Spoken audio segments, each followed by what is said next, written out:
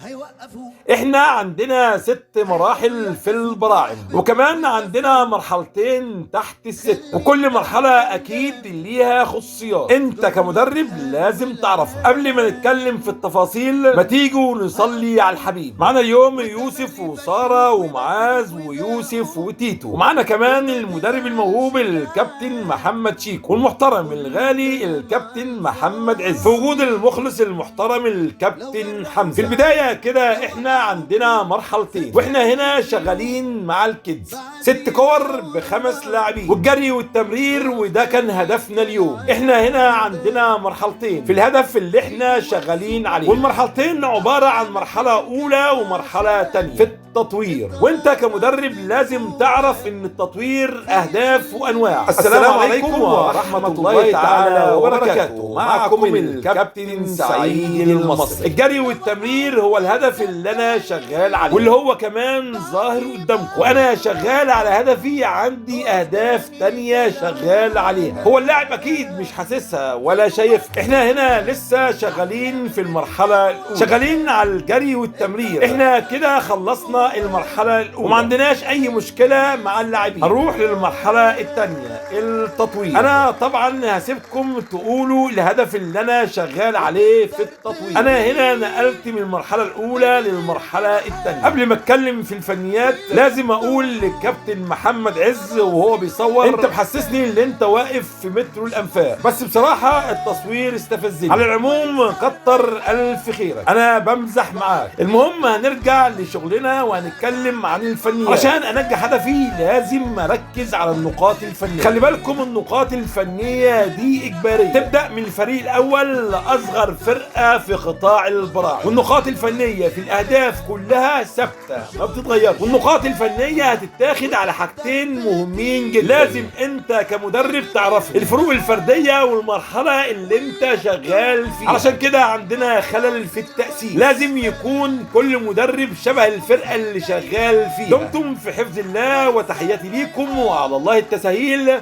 والسلام عليكم ورحمة الله تعالى وبركاته.